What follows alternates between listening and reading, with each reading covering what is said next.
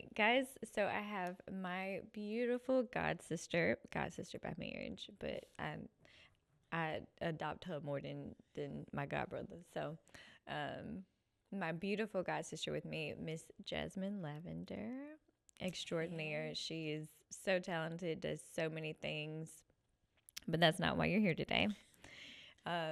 You have a really unique story. And you're one of the first people I actually have ever met, actually, like in person, that has been adopted.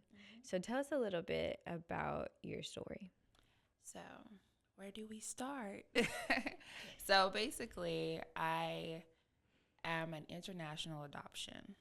Okay, so my biological mother, she had me when she was a teenager, freshman in college. Like, freshman. I'm not even talking about, going freshman, about to be a sophomore. No, I'm talking about first semester, freshman. Got pregnant with me. My father, he was a senior on the basketball team. In college or in high school? High school. Okay. Yeah. You see, freshman, fast tail.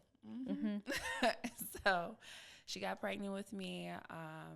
I was a secret Okay. the entire time. So her family didn't know? Nobody knew. She didn't know.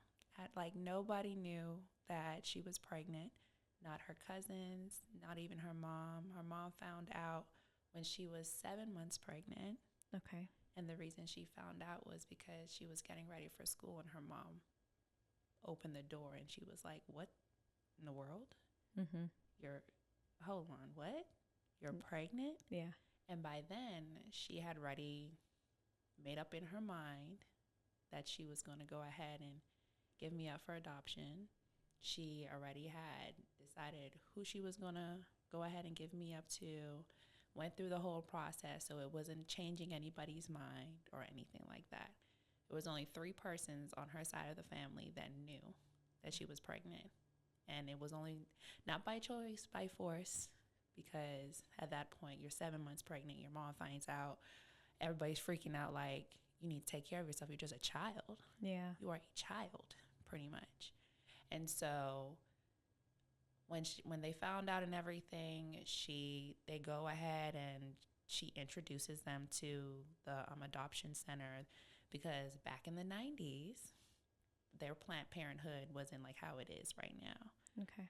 Where the adoption centers actually come to the schools. They don't just hand you a pamphlet. They come to the school and pretty much say, this is a better choice than trying to get an abortion or trying to go ahead and figure it out yourself. Because I was confused. I was trying to figure out how she even got to figure out and make plans and do all this without anybody knowing. Yeah.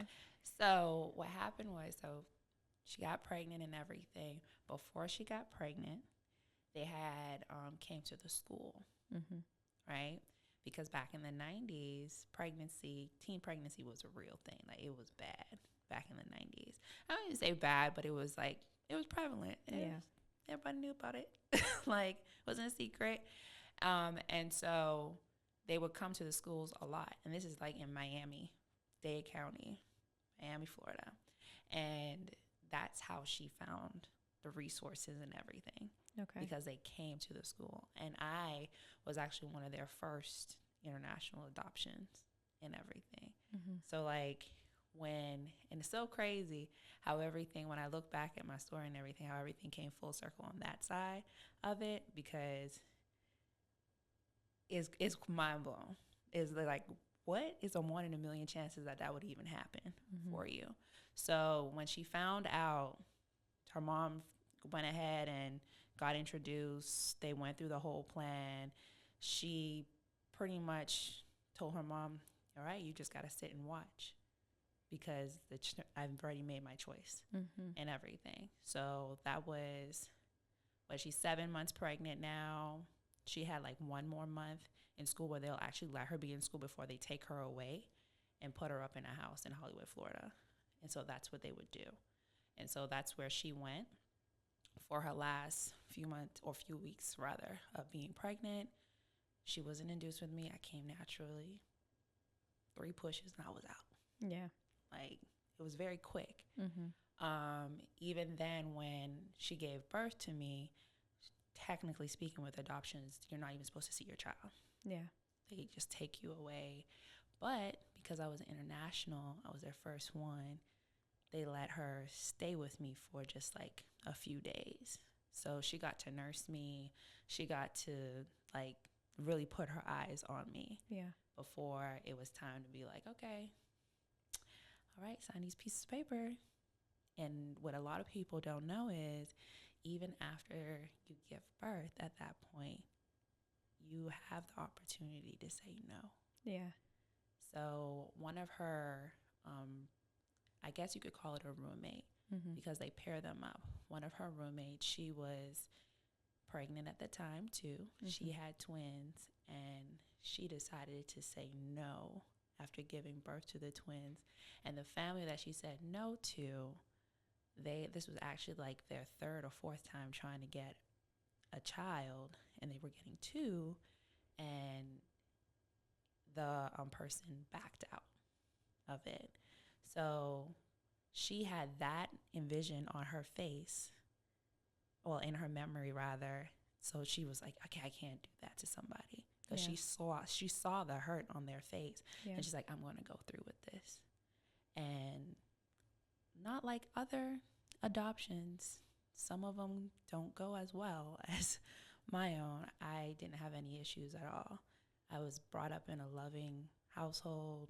My parents like went above and beyond for me.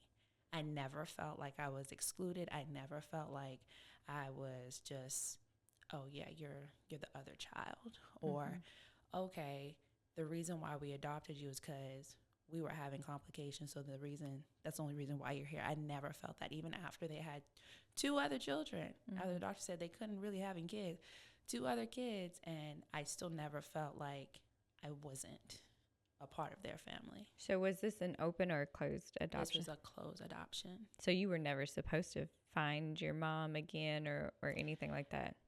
Technically speaking, it's up to the parents at that point. Okay. So my dad had made a promise to my birth mom that she would get to know to the point that I was okay. Mm-hmm. He said, no matter what, we're going to make sure that you at least get the opportunity to meet your child. Because what my parents wanted to make sure that she understood was that they were grateful for the opportunity to even be parents. And she made that possible, because in their minds, this was probably the only way that they could become parents. Right.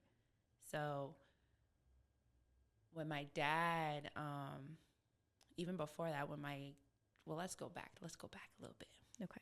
All right. So 5, 6 years old, we're sitting down in the bed, we're watching TV, and you know how they had those little commercials back in the day where they were talking about feed the homeless in Africa and everything. Mm-hmm. And we're sitting there, we're watching the infomercial in between a movie, and I go, oh man, they don't know their parents. That really sucks.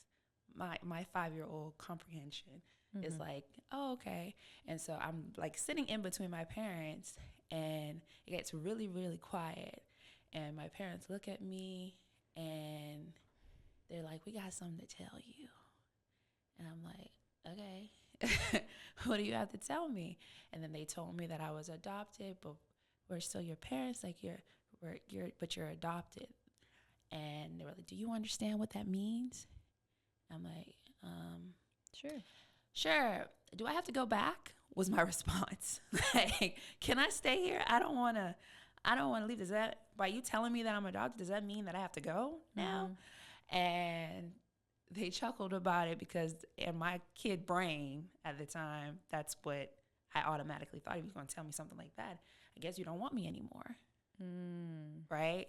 And so they had to rewind and say, no. They explained everything. They showed me her letters and everything, helped me read it, because I'm just learning how to read around that age. And they showed me they had everything in a little box. And they said, when you're old enough, we'll give you the box, and it's at your discretion on when you want to go ahead and meet her. or find your parents. Mm-hmm. But it's up to you. Okay? Totally up to you. Yeah.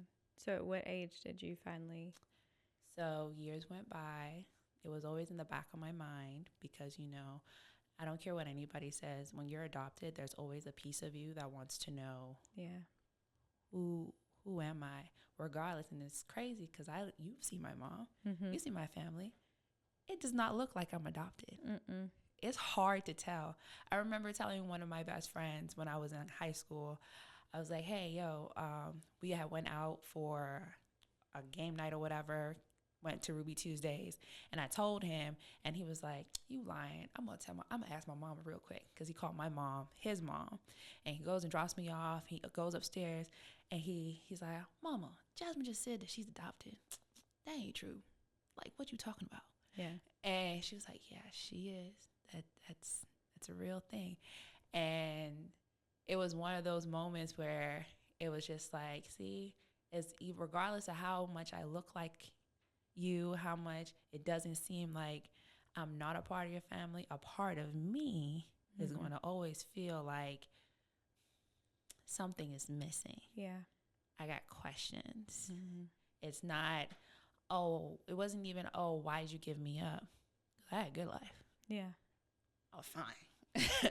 It was more on the questions of, who is the person that I'm always constantly trying to figure out?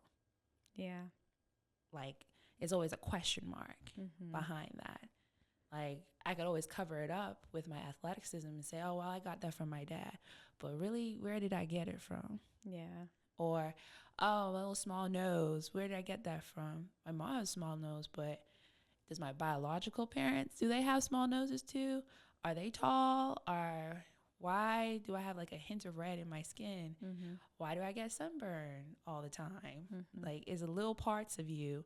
No matter if you took a DNA test to try to get your history, it's a part of you will always try to wonder and figure out, who am I? Yeah. Where did I come from?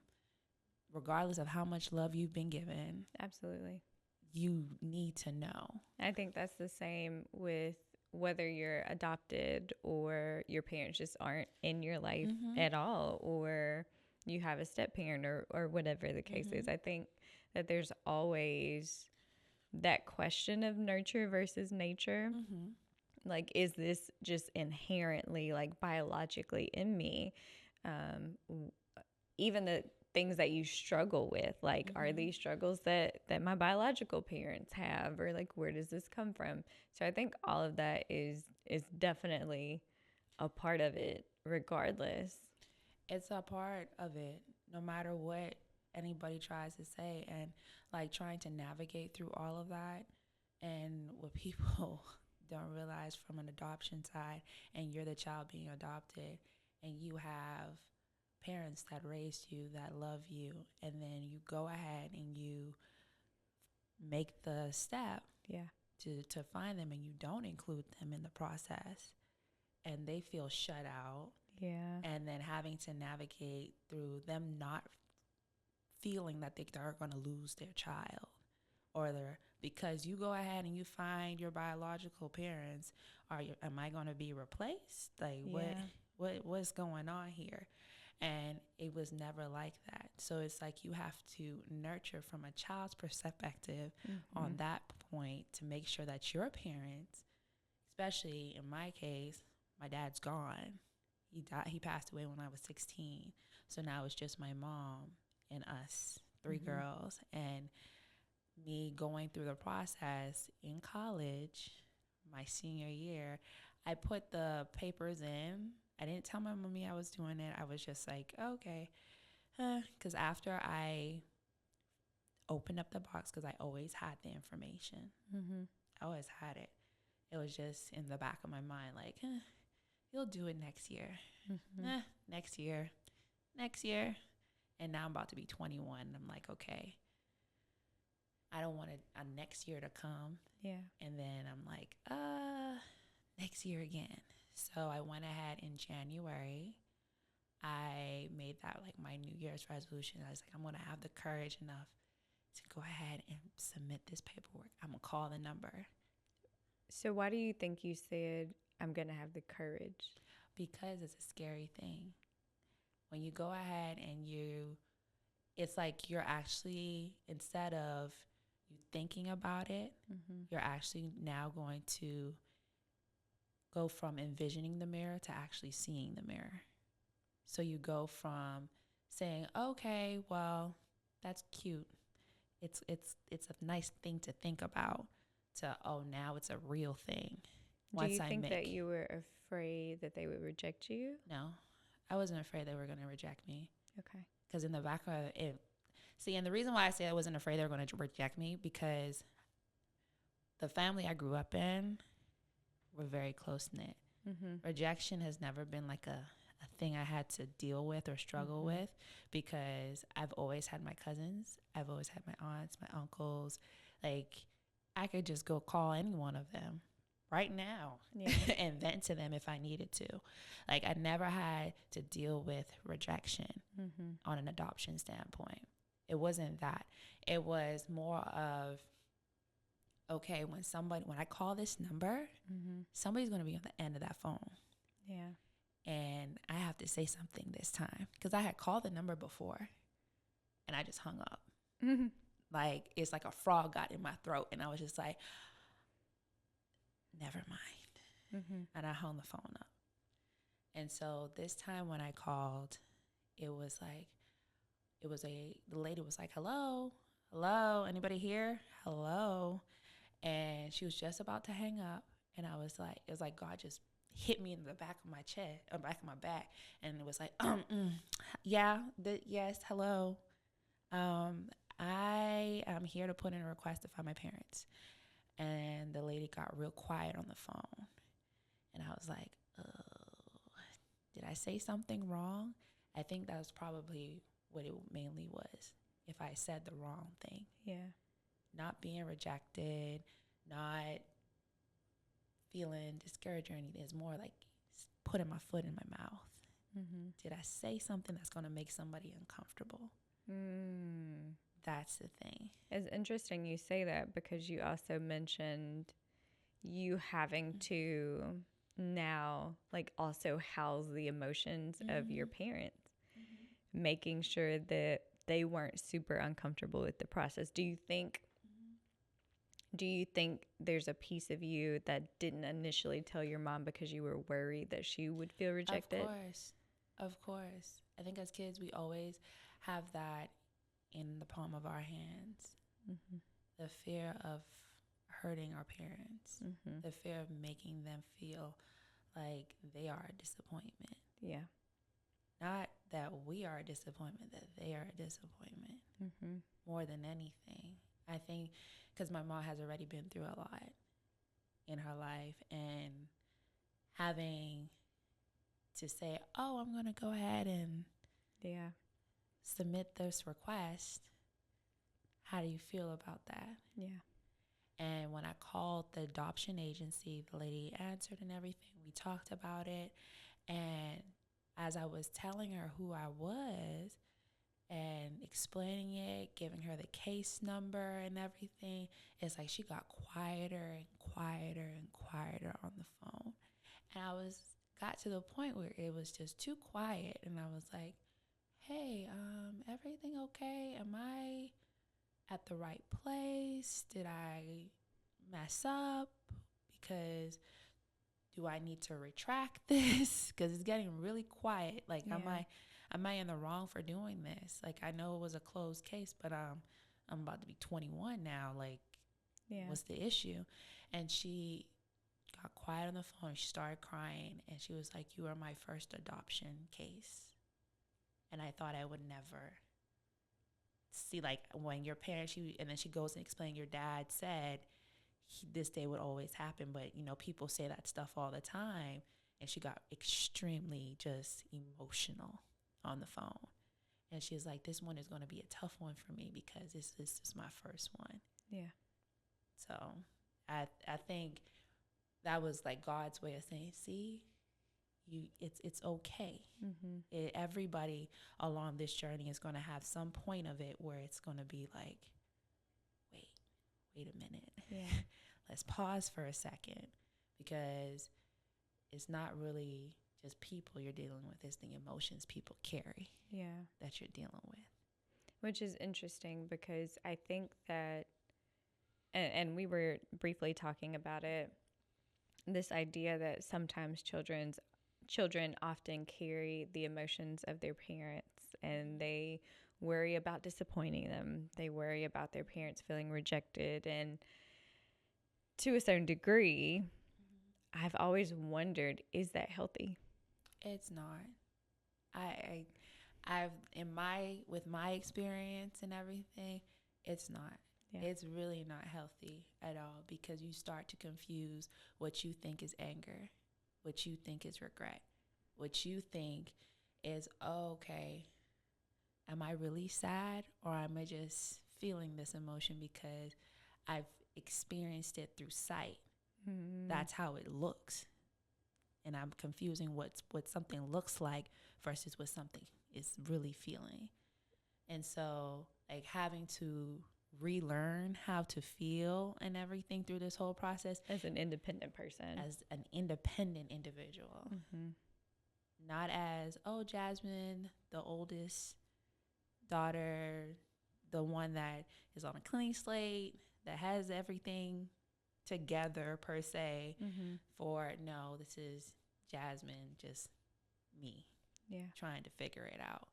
And I think during this whole process, that probably was the hardest thing to have to do, is to relearn your emotions all over again. Because now you get to experience not just your parents' emotions, but everybody that's connected along the journey's emotions, from my sisters to my cousins, my aunts, my uncles, my biological parents, like, having to work through that, because on that side I was a secret, on this side I was never a secret. Yeah. So having to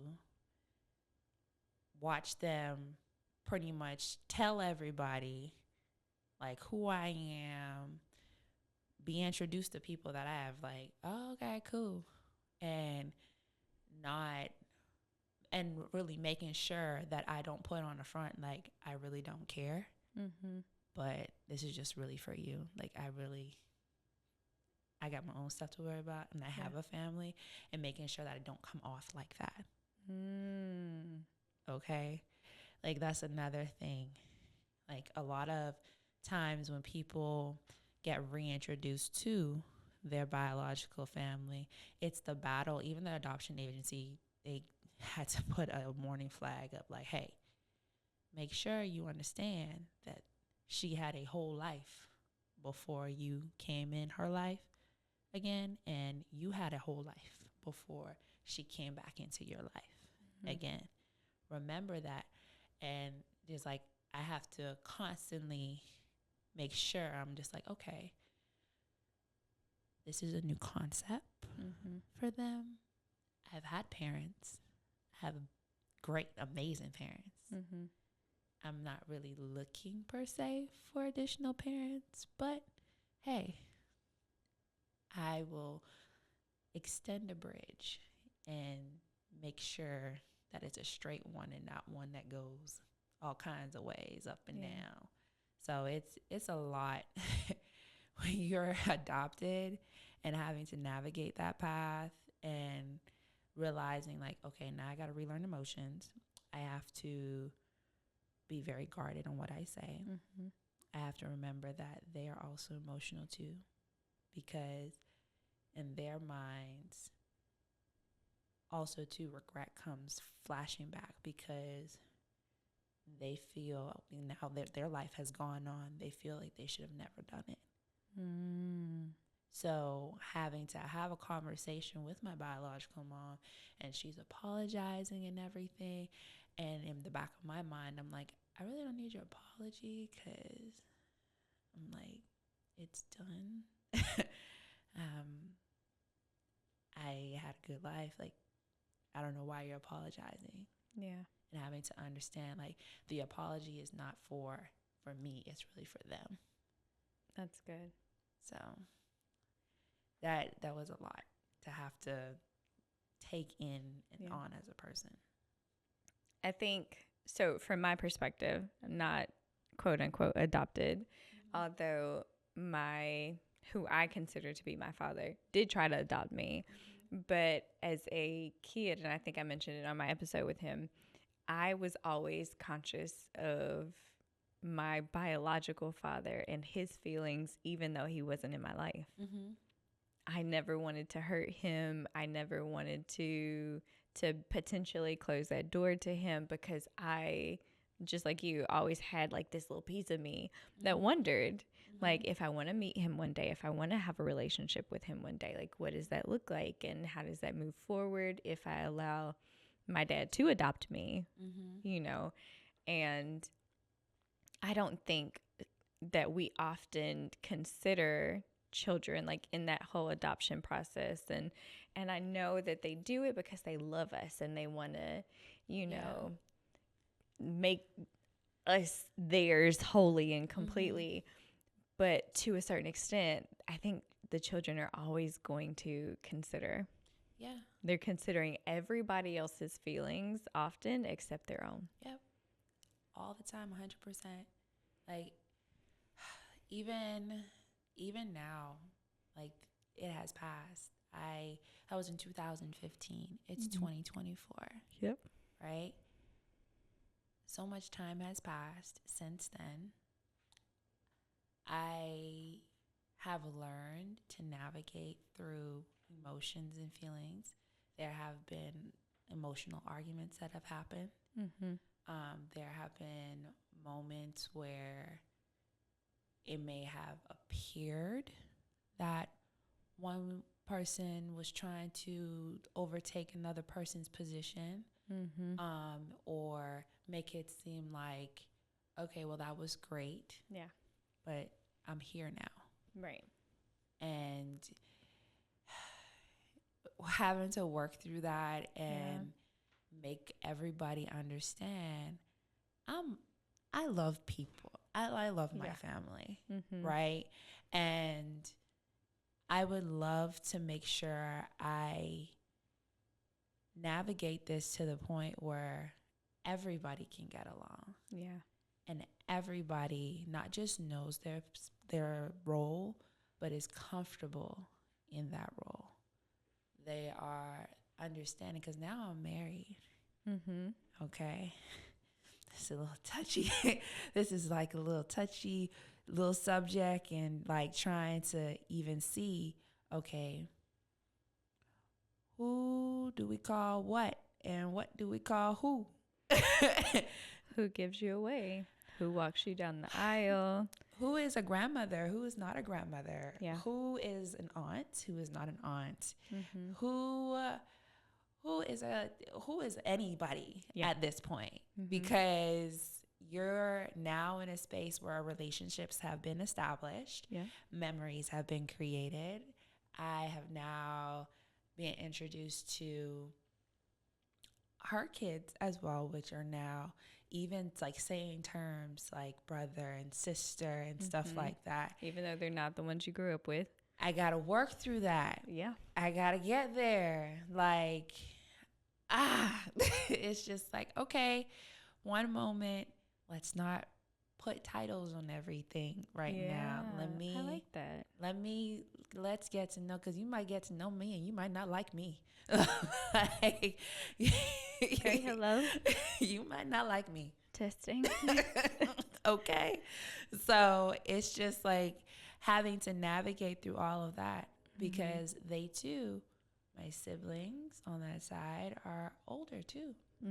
They are now they're teenagers, young adult, like they're navigating through that and all of that. Yeah. I'm not trying to force any relationship with them or trying to push myself on them. And then what about their expectations? Like, do I treat you the same way that I treat my siblings that I grew up in the house with? Do I get you a birthday present, or do I get you a Christmas present, or do I call baby, that's a lot of Christmas presents. That's a lot of shmoney's. Okay. You want to be real about it. Yeah. Like, woo, honey. So even like when me and Brian do get to the point to have kids, who stands where, like who having to navigate through that kind of stuff. Like, okay, is it cool to post this? Do I need to retract this? Because people can be very sensitive. Yeah. Okay. And they want you to be so which I'm not saying you shouldn't be considerate of other people's emotions. However, I am saying, just like I said in the episode with Jamie, you should not, like, I cannot dim myself or my life just to be super considerate of other people's feelings. Exactly. And it's so hard for people to understand that concept. Yeah. But, you know, when other people have been able to do that for them their whole lives, and now you're here, what makes you better? Yeah. And they look at you like that, like, what makes you better? I went through a lot to get to this point, to get you to where you are. So what makes you better that you can't dim your light, which is really your emotions, and suck it up, buttercup? Yeah. So I can feel better. Yeah. So it's just as opposed to how about everybody just regulate their own emotions and we all just live a great life over here. Okay. You know what I'm saying? Like, leave me out of it.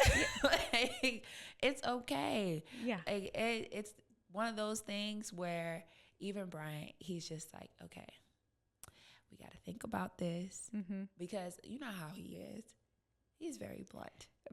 Very blunt. Okay. He is very blunt. But when it comes to this, I think this is one of the few times I see my husband where he's just like, handle it delicately. Let me hold my thought to myself. Yeah. Okay. But I think in an aspect he's doing that because he doesn't want to ruin anything for you. It's less about him. Yeah. And it's more like Jazz may want this one day, or she may, you know, not feel this way one day, and she might want to pursue this one day. So let's. And it's a lot of that.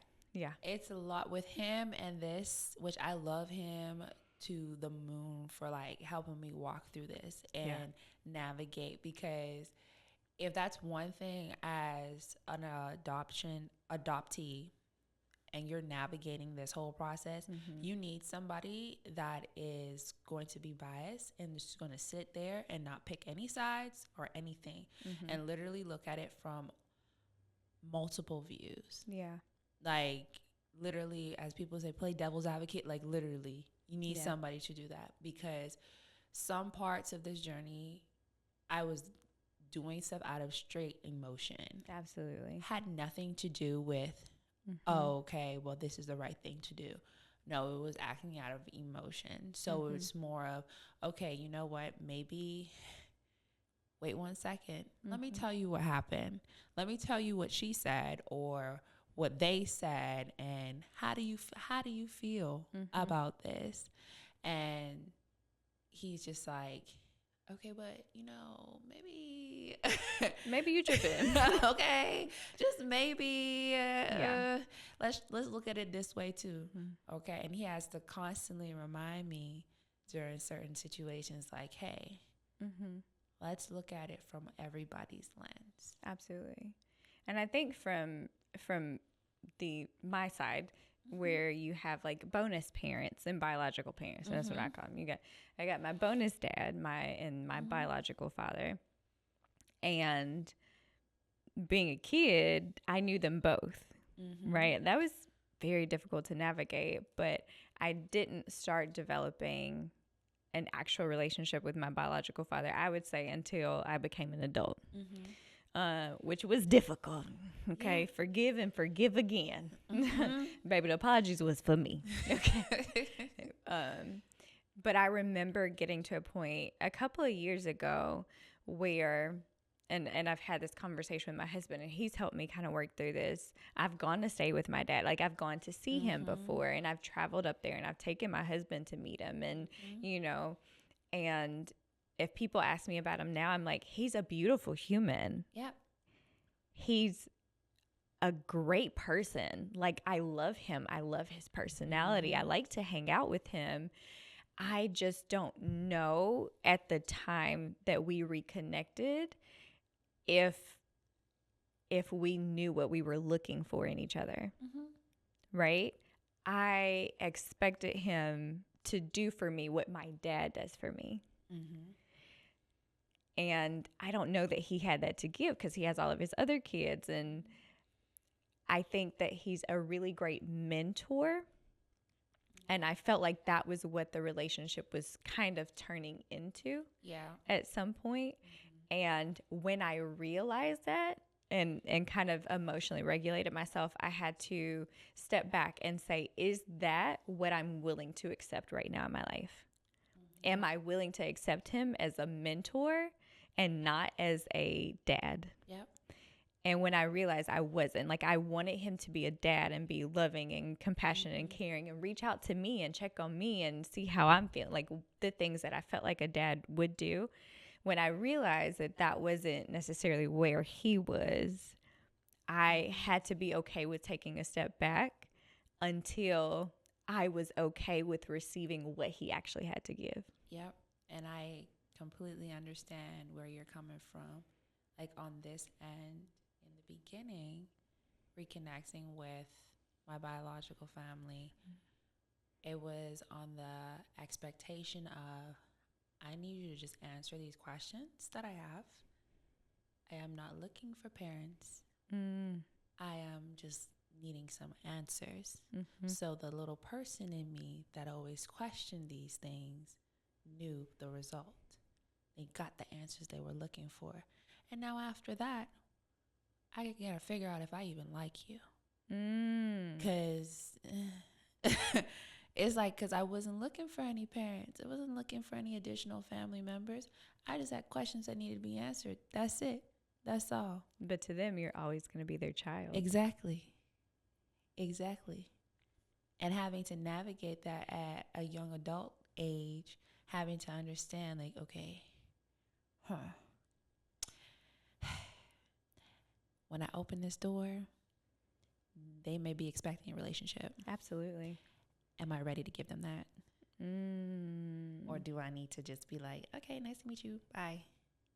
Like, or not open that door at all, because and be willing to not get the answers to those questions if you're not willing to, if you're not really willing to receive. So it's like, okay, let's just go ahead and see where this goes. And that's when my prayer closet became heavy, because I needed God to be like, okay, look, I'm going in here, and it's like having an outer body experience at this point moving forward, because I've gotten all my answers. Yeah. So I don't know what to do. I don't know what Playing devil's advocate here. Yeah. Would you consider that as you using them? I was in a sense using them, because the reason I said I wasn't using them is because they also too needed answers as well. This, like, so it's like, okay, it's reciprocating, like we're both giving and receiving these answers to the questions we have. So it's more in the sense of doors were closed, chapters were closed. Okay, we saw the result of what happened. Yeah. Got it. You're good. We're good. It's that closure that people are looking for. You got your, at that point, 21-year closure. Yeah.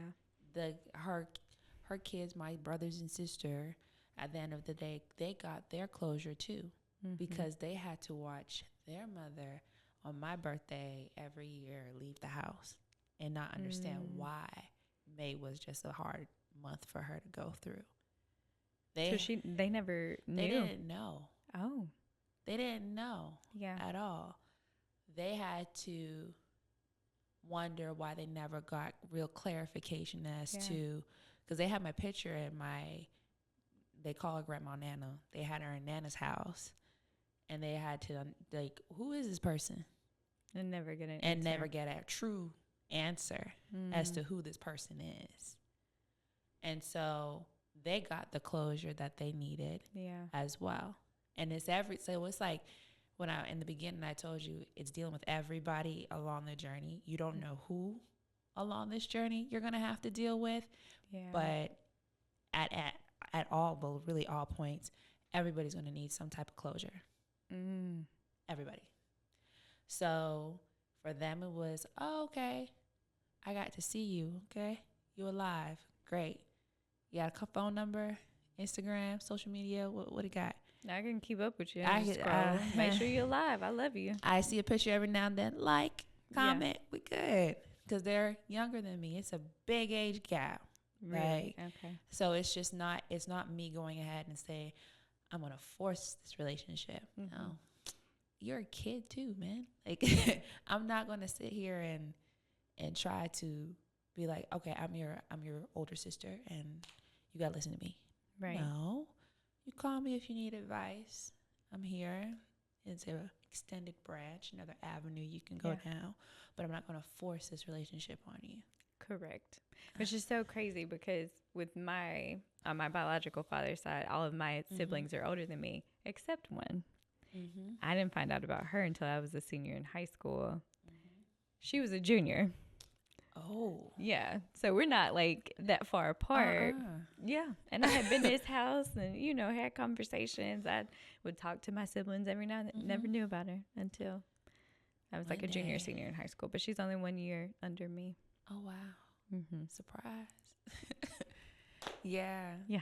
So it's just like, even with that, going to the point of, okay, now I met you. Mm-hmm. Who's this dude that helped you create me? Because that's where we're at right now. Who is this person? Mm-hmm. And going with him and down that avenue, and because I have no daddy issues. Yeah. My dad was a man's man. He was there. He showed up, like showed up. So I have no concept in my mind of what a dad is. Like no, I have that very clear. Absolutely. Yeah. No, a clear definition of what that looks like. And so I just asked a question. I didn't really need to see or hear your voice or anything like that. It was just more of a, oh, okay, cool. That's how you look. Got it. That makes sense now. Yeah. So, like, the little kid in me is just like, that's where I get that from. Mm-hmm. Oh, I got my height from him. Yeah. Because he is tall and lanky. I got my build from him. So going down that avenue and finding out that he also too did not know. He didn't know? No. Girl. Baby, that's a whole, so he didn't even find out about you until you found them? Yep. And let me tell you, it gets better. It gets even better. So he really truly didn't find out until she posted a picture of me. And he was like... He looked at the picture and was like, nah, I know you lying. So he had a 21-year flashback of high school. Absolutely. And was like, now this makes sense why the last 2 months of school you disappeared. Yeah. Oh, this makes sense now why when I tried to talk to you, you never talked to me. You would walk away. Or you would beeline in another direction because we had a kid. That you never told me about. Never told me about. Mm-hmm. Never part of the conversation. Nothing. So that even too was like, okay. So like I said, on that side of my life. Baby, you was a secret. I was a secret. Nobody knew. When you said nobody knew, I didn't think you meant no. When I told the you dad. 3 people knew, 3 people knew. Mm-hmm. That was it. It was no, nothing. Like recently I've met like her best friends from high school and like pretty much they're her best friends for life, right? These are like 30-year friendships. And they didn't know. They've Golly, girl, you ain't show at all. You ain't had no stomach. None. She didn't. She was playing whole basketball with me. Like no stomach, no nothing. She didn't show and tell. Literally, she didn't even believe it. She said until one day she went to sleep woke up. What? Yeah. Yeah. And then she was like, oh, you're there for real. Yeah. Oh, wow. So it's one of those having to relive their memories and relive it all over again and realize like, okay, yeah, y'all. Yes, I was a secret. I'm fine. Mm-hmm. I'm good. I promise you no drama. Like, we're good. Yeah. Like, nothing happened. I experienced the world, multiple cultures. Like, I'm good. I promise you, I'm good. And so they had questions. They asked me and everything. And they just look at her and like, you didn't say anything at all, because they also, too, when they were younger, had kids. And they're just like, so you had a kid before us this whole time and didn't even say anything at all. Mm-hmm. And so it's one of those things where it's like you didn't know you could have potentially had a village until now all of the pieces to your puzzle have fallen. That is so good. So Hold up. What you mean? So your daddy didn't know the whole time? no, he had no idea. Zero. Like nothing. So was he mad when he found out? Like, what was his reaction? It was a mixture of emotions, because he's just like, in his mind, he only have X amount of kids. What you mean? You was pregnant? What you mean? You never, hold up. Wait a minute. Because it's 21 at this point. Hold you up. are legal at this point. Yes, I am legal. That was like any father would have the emotions. Like, that was my opportunity to also to make that decision. You asked me out, like, what? Huh? I'm confused. What? Then he sees the pictures online. So he never questioned. He's like, oh, I know what we did. Yeah. Oh, I know. Yep. Because you look like him. I look like him. So it's just like, oh, yeah. That's my daughter. I know. And so it's not like he knew about me. He didn't know. He was oblivious to the whole situation. Like, just like everybody else was surprised, he was also surprised too. He was like, wow. Baby, I bet they had some choice words. Oh, yeah. Without my presence, yeah. They didn't want my mind to be tainted or anything. They had their own conversation and they cleared up some things. Yeah. Questions got answered and everything like that, because, you just dropped this bomb on me. Like, wait a minute. So, every time I watch a movie, I just chuckle to myself when they have the moment where the parent is like, I didn't know you were pregnant. Like, what? This is my child?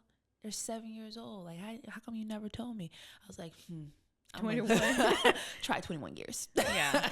Okay. Because other people can't believe that kind of stuff. Like, that's mind blowing to me. Like, you had no idea. None. And you say he has other kids. Yeah. So this is why it's like also important too, because they all, regardless, the mothers and everything, we all look alike. Like, it's crazy. It's wild. We look alike. The only thing different is maybe our eye color is different. Got green, hazel. Yeah. I'd have been mad about that. Baby, give me the hazel. Okay. What happened? What happened in that situation?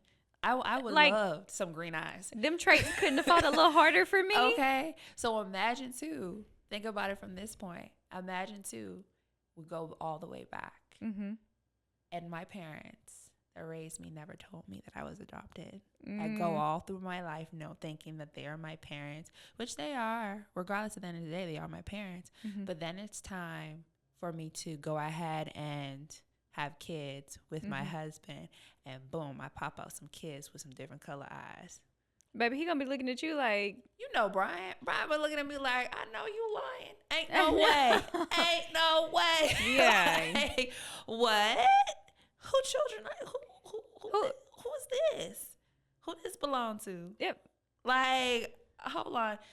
nurse.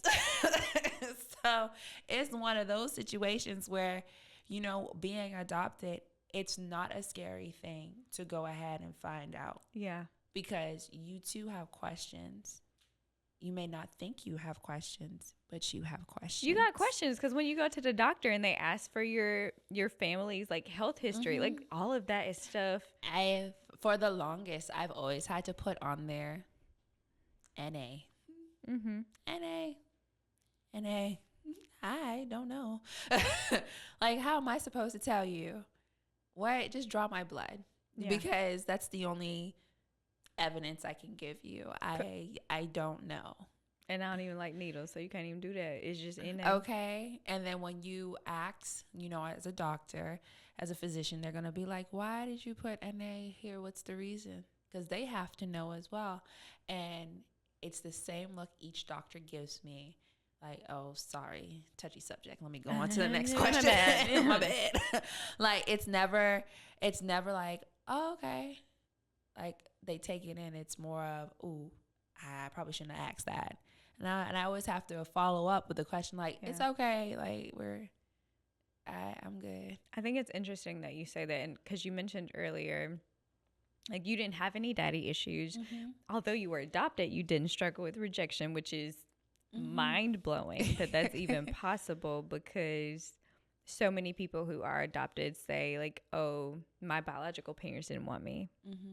And then at 5 years old, you have that question for your adopted parents, and you're like, are you going to send me back? Do you not want me anymore? And I think the reason why I just don't have any rejection issues is wholeheartedly on my parents that raised me. Like, they made it extremely clear, like, what it is. No, this was a decision that we made. We absolutely love you. That you are not rejected on either side. Yeah. Because when they did the whole adoption process, your biological parents, whomever is involved, they have the opportunity to leave you pictures, letters, tokens, anything. They can leave you whatever they choose in order for you to understand when you get to that point, right? And so in her letter that she wrote me, she made it very clear that it was a hard decision. She did not want to do this, but she had no choice. It was either I do this or we get put in a situation where you may it's going to be a hard life. Yeah. It's not going to be easy. And I think this was the better decision to make. She said she had prayed about it. She was in her prayer closet very heavy. She wanted to make sure that my parents were Christian, not just on paper, but active. Like, they were involved in a church. She wanted to make sure that it was a 2-parent household. She wanted to make sure that they had the same beliefs and morals, and they were confident in what they were doing. And she wanted to make sure that I was going to be loved. Yeah. Because they get to interview all of the parents. And she said she went through a lot of parents, right? And it came down to those 3 parents, and she chose them. She didn't know where the parents lived. She just knew the application that they submitted and their picture and what was the answer, what was going to be answered during the interview questions. That's it. That's all she had to go on, and whatever God told her. Yeah. That's all. That is it. And so every opportunity, every moment when this topic comes up, it's always I always try to make sure that she understands, like, you made the right decision. Yeah. Like, I was loved. I, like, never felt like I was adopted. Yeah. I never felt that. None of my aunts and uncles, none of them made me feel like I was the oddball out. Because your parents actually ended up having more biological kids of their own, and they initially adopted you because they didn't think they could. Yeah. Yeah. They were married for, at that point, like 13 years. They had no kids. They're just like, and at that point, I think my mommy was like 36 or something. Like, she was about to hit 40. Like, I guess that's it for me. Yeah. So let's go ahead and go down this aisle, because my aunts on my dad's side, my aunt and uncle on my dad's side, they actually too adopted from the same agency I was adopted from. Mm-hmm. And so that cousin and I are like, we were very close, right? And so she, when I was on my journey and everything, she also was just like, you know what? It wasn't that bad that you did. Let me see if I can go ahead and do it too, because I got some questions. Yeah. I also too have questions. And so with adoption, and I always encourage people, no matter how terrifying it may seem, like, it's just better for you to make the call, because a part of you needs healing too. Yeah. You can't always be in a position where you're so scared that you don't want to heal yourself, and you just want to just be like, I'm going to go ahead and just die with this hurt. Yeah. You've got to get to a point where you're going to be like, okay, how long am I going to hurt before I be like, let me go ahead and see if I could get some attention to this wound. Yeah, that's powerful. That's powerful. I think that's what I'm going to, as we close out, like, just pray into, is that idea that there are people who don't end up getting healed because they're afraid of what it looks like on the other side. Don't be afraid. You'd be surprised how many other areas within yourself you will heal just by answering one question, just by taking one step. Absolutely. So, yeah. So we're going to pray out. Okay. Father, I thank you so much for this time of fellowship where we gather and we talk about things that concern you. I thank you, Father, for every person that's watching this who they have questions, whether it's about adoption or not. They have questions, they have traumas that they have pushed down that have broken them. And I pray that you would help them to get past the fear of what may or may not be, so that they can begin to heal all of the broken places in their hearts, in their minds, in their spirits. I even pray, Father, for Jasmine, for her family, that you would help them to continue to be closely knit together, so that as she goes on to start her own family, to bring children into this world, Father, that you would make it just a community for her children to be known and to be so loved by all the people that they're surrounded with. And I just thank you, Father, that you'll continue to heal even that little girl that's on the inside of her that does have those questions, that has those longings and those desires.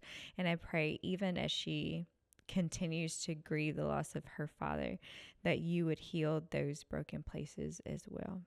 And I just thank you for it all now. In the mighty name of Jesus Christ, we do pray. Amen. Amen. Thank you for joining me. Thanks for having me. I love you. Love you too, girl.